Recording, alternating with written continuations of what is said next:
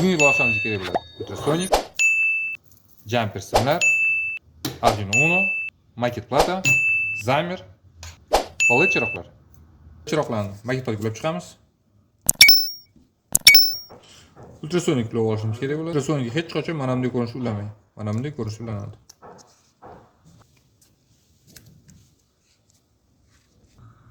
Xuddi mana shu ko'rinishda simlarni ulab chiqamiz va keyingi ishimiz ketma-ketga dastur bo'yicha, dasturga qaysi pinda ulangan bo'lsa, xuddi shu pindaga dasturimizga qarab ulab chiqamiz.